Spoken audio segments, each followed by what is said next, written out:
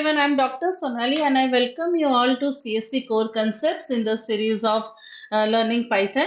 So in my earlier previous video, we have discussed about the conditional statements like if, else if and writing switch match cases. And in this video, we are going to discuss about loops in Python. At the end of this video, I'm going to give you a very interesting exercise for you to write and solve it. So do stay tuned till the end of the video and do like, share and subscribe to this channel for more such videos. Now we are going to discuss about the loop. So what is a loop basically? If you want to repeat a particular piece of code multiple times, you write a loop for it, right? So majorly there are two types of loops here. One is the for loop, which will count through the number of items, like for 1 time, 2 time, 3 time, how many times. So it will take some value and based on that number of times it will execute. And the second is the while loops. Okay, while loops are based on certain conditions that until that condition is true, the statements will go on executing. So first we are going to study about the for loop. So we will see how to use a for loop. So you can iterate over a sequence. Now sequences of values can be written as a list, tuple, string or a range. Okay. So let's say for example you want to print some numbers from 1 to 4, right? So you are writing for I is a variable which is counting in range 0. So the loop will start from 0 to n minus 1. Understood? If you are writing n, means the loop will go up to n minus 1 and it will print I. So this is how it will execute. This is just a diagram. So if the loop is true, okay, last item reached. If it is, then you will exit the loop. If the last count didn't reach, again the statements will execute and it will go on. So now you can loop through the strings, you can loop through the list, you can loop through the values and get the indexes and the value. So let's see one example where we are going to have a loop and we are going to iterate through the loops, right? So let us write a code for it. I am using Google Colab. So let's say for letter in, I am using a string, let's say Python. Okay, and then we have to have a semicolon and I am saying print letter. So what will it do? It will loop through this sentence Python and it will print one character for me, right? Python. Similarly, I can use a list. Okay, we have studied list, right? So I am having a list of fruits. So let's say for example, I am having apple, then I can say banana, and then I can say cherry. So if I have some list, even I can have a dictionary. I can have any type of sequence, right? So I can say for I in fruits, right? So I can print the value, right? Or I can say print I. So it is printing. So here I am iterating. Now if I want to get the index also, that also I can get. So colors I am writing for red, green, blue. For index, comma, color, right? Two I am using. I am printing index and colors. So that is also possible. Index number like 0, 1, 2 like that. And the other type of loop based on the condition is the while loop. Okay. So until that the given condition is satisfied, it will repeat. And once the condition becomes false, it will exit. So if the expression is false, it will exit. Unless it is true, then it will go on looping, right? So let's say for example, I want to print 3 times. So hello students. So it is a very simple piece of code. So let's say I am initializing count to 0 and I am writing while count is less than 3. What do I want to do is that every time first of all I will increase the count to count plus 1 and I will print hello students. Let's say it is a very simple example. So I am saying hello students like this and it will print 3 times, right? So until the condition is true. Now, if your loop goes infinitely, then we use a break keyword to stop the loop. But about this break keyword and all this, we will study in our next video. They are the loop controlling statements. Okay, so just now you just have to know that break can be used to stop the loop. So let's say, for example, I am giving a user, okay, the user has to give a username, right? And if the username is correct, then I will grant him the access, otherwise I will not grant him the access, right? So you can write a code for this. So let's say actually his user name is, let's say, Anil 001, right? And you have to guess. So guess is right now what you don't know. Okay, guess you don't know. Fine, you have to guess it, which you have to take it from the user. So you can write while guess dot lower. Now user can write it in capital also, but I want it in lower, is not equals to. If while it is not equals to the user name, what you are going to do is that you are going to give user the chance to input, right? So guess is equals to input, guess the username, right? And once it is okay, then once the username matches, you will say access granted, right? So I have written it outside this while loop. So this indentation means this statement is inside the while loop, out of this means it is outside. So let's say, for example, I am writing Sonali, right? So it is not giving done anything, again it is letting me do. See, here the loop is going on, going on, going on. Understood everyone what is happening? While it is not, while I am not giving the correct username, my loop will go on and on. So if I write Anil 001, 001, then only access granted, it is stopping. But actually, when you try for username and password login, does it allow you in uncountable attempts? No, it gives you 3. Okay, so for that count, what you can do is that count is equals to 0. You can initialize count is equals to 0. And you can say count is equals to count plus 1. Every time an attempt is given, you can say it is a count is equals to count plus 1. So after this while condition, first you increment the count and then you give the user.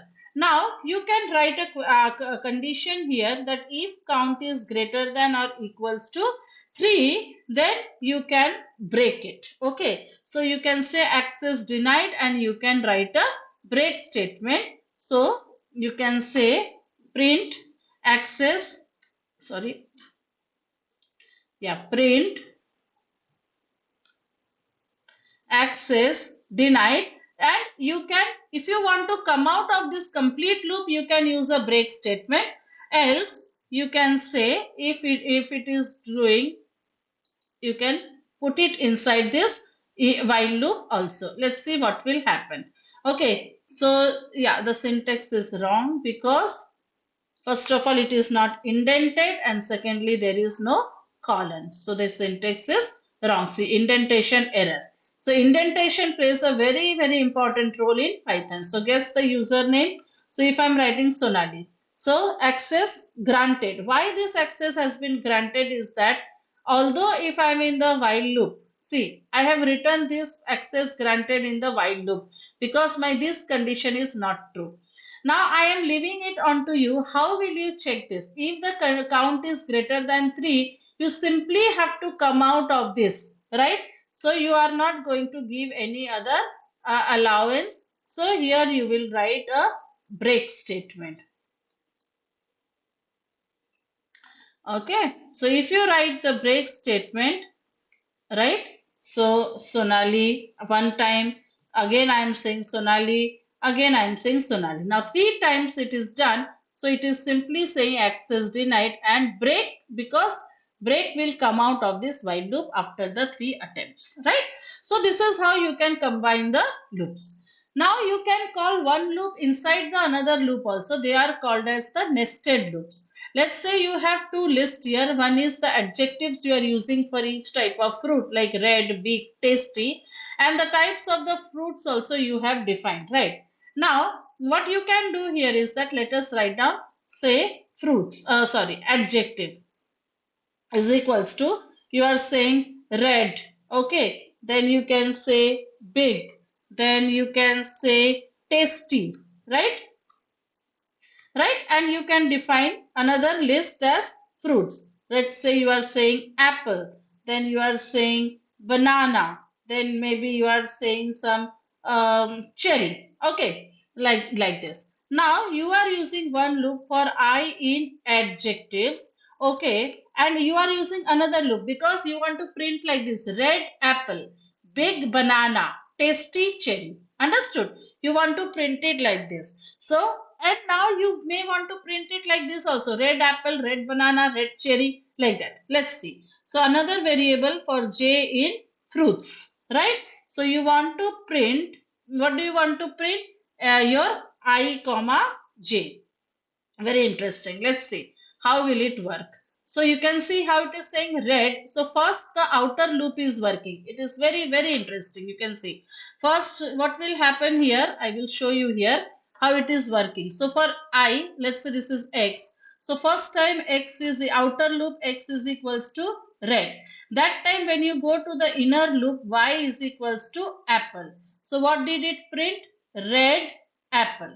That okay. Now your inner loop will get over. Okay, then only again outer loop will get over. So in the next iteration, Y is equals to banana. So it is saying red banana. Okay, then Y is equals to cherry. So it is saying red cherry, right? Now this inner loop is over. All the elements are over. Now it will go back to the outer loop and it will increment the outer loop to the next statement, that is big.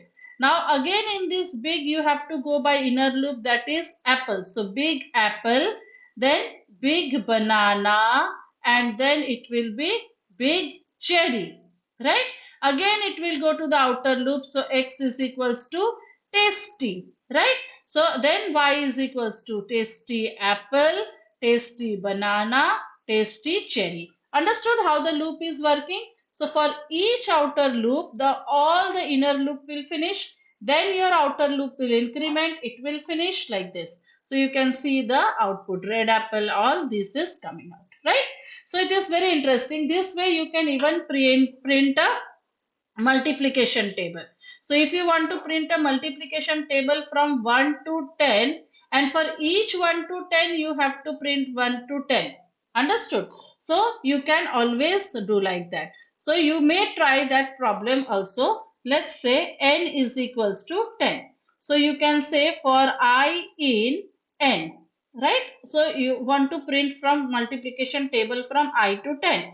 From j in range, you from 0 to, let's say, 11, because it has to be, sorry, from 1 to 11, right?